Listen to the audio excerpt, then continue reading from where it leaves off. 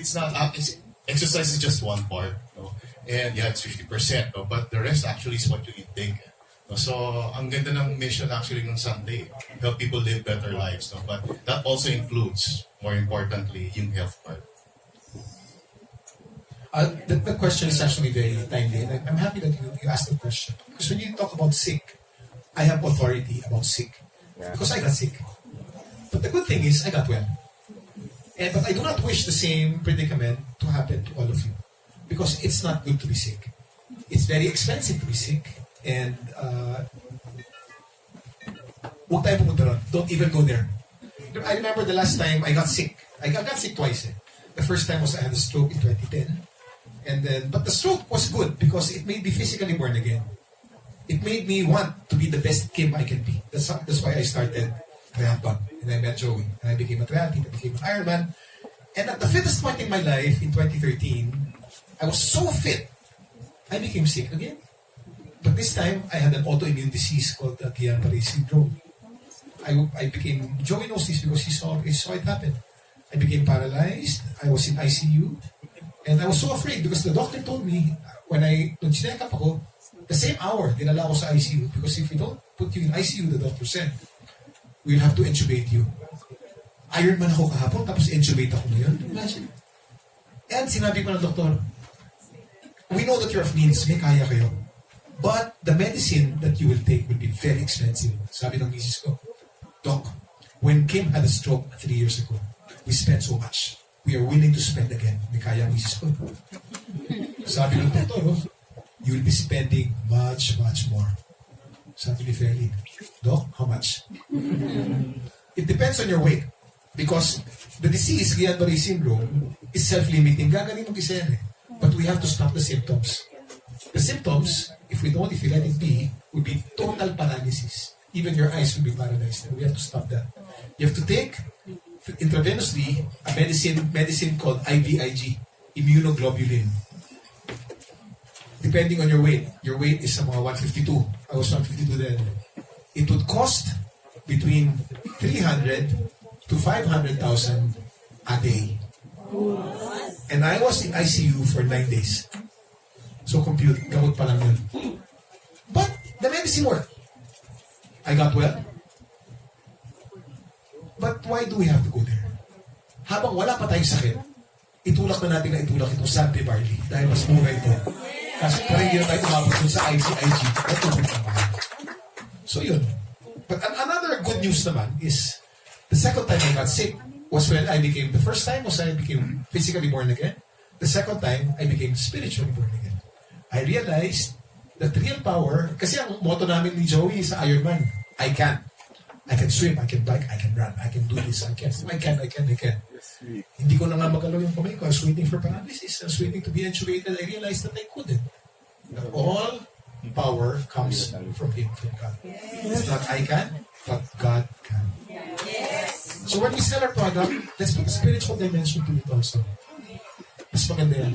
Mas may power yan. And, we're doing His commission. Make disciples of one another. Diba? So, yun lang. Salamat. Kuya Kim, we miss your famous trivias. May back ka ba ngayong trivia? Ang Sante Barley, hindi trivia to, experience. Nung una ko tinikman to, sabi ko, so yan may produkto mo. Sabi ko, Sante Barley. O sige, tikman natin. Ang Sante Barley, basta hindi pa nakakatikim. Marami dito mga vloggers, di ba? Hindi lang ito maganda sa katawan, masarap. Parang biro. Di-request ko nga magtimpla ng Sante Barley dahil masarap. So, yun. Masarap ang Sante Barley. Meron pala meron akong radio program, yung sakto. So, 10 to 11 every day. Then people ask me questions, yung mga trivia questions. Ang tanong kaninang umaga ay, saan galing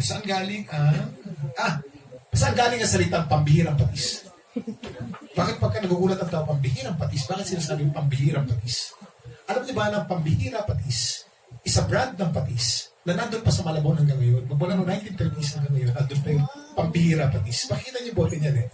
Kaya ginagawa ng mga matatanda, pambihirang patis. Kasi nakikita lang sa kusina nila palagi. Pambihirang patis. Ngunit ang nag-invento ng patis ay hindi si pambihira. Ang nag-invento ng patis ay si Rufina Patis. Si Doña Rufina, Noong 1900, ay gumagawa ng bagoong sa Malabon. At ang ginagamit na vat ng bagoong ay gawa sa kahoy. Pag nandun yung bagoong sa kahoy, nakakata sa gilid. Tinikman niya. Masarap to ah. Doon nagsimula ang patis. 1900. So ang pinakamatandang patis maker sa Pilipinas na nasa Malabon pa hanggang ngayon, Rufina Patis. Dapat, imbis na pambihirang patis, Rufina Patis. Yun, trivia.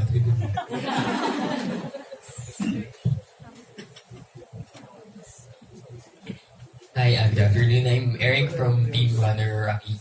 So, my question is, for Kuya Kim siguro, Amino acid enzymes na hindi na natin nakukuha sa pagkain natin. And barley, as a complete food, has all those essential vitamins, minerals, amino acid enzymes. Okay? Ako personally, before I do training, especially in the morning, 30 minutes before my training, I take 2 sachets of barley. And I'm guaranteed that all the nutrients that I need before I go into a heavy sport, nakukuha ko na. Anong effect? Number 1, it boosts my immune system. Number 2, it increases my energy. Okay, and that's yung pag-finish ng triathlon event, specifically Ironman, it's really a hard race. Okay, it only proves that number 1, anything is possible. Even ordinary person just like we can finish an Ironman. Pero iba pa rin na whenever I do Ironman, alam ko na may backup ako eh. Kasi if it's only me, kinakabahan ako eh. Bukod sa training, I need all the essential nutrients in my body during a very hard race. Okay, sayang, dapat magkasama kami ng isang araw sa New Zealand eh. Ako, I have another race this year. I'm praying for that one. Medyo injured lang ako for 3 months kaya wala akong training. I have plantar fasciitis right now. But I'm preparing for another big race this coming July. I'll be competing in Ironman Spain naman. Before I do the Ironman, magsibo ka ba? Ironman Cebu this coming August. So, yun, for me, for an athlete, it's very important not only for us to train because sa atin kasi habit natin is just train and train and train. Importante pa rin ang nutrients sa katawan natin na honestly, hindi natin nakukuha sa mga pagkain kinakain natin araw-araw. Ako naman, maybe the best way I could share the product is through my personal testimony. Because the first time actually I took Sante Barley, actually nagulat ako eh. Kasi before, we work, right? And during the day, pag umabot na ng hapon, actually I feel alam mo yung term na naghapo ba yan? Yung medyo, yung hapo, parang pagod ka na, di ba? And very memorable experience ko because when I took barley for the first time, I was very surprised because the whole day I had full of energy. Sabi ko, there's something here, di ba? And my personal testimony is I'm 53 and my sugar is normal. My BP is normal. I don't have any maintenance. No, cholesterol is normal. So maybe that's it. No, I try to eat the right food. I exercise. I'm not an athlete, but I do gym. I run. But basically, I attribute a lot of things that I'm feeling now to Sante Barley. That's how I would share it. thank you.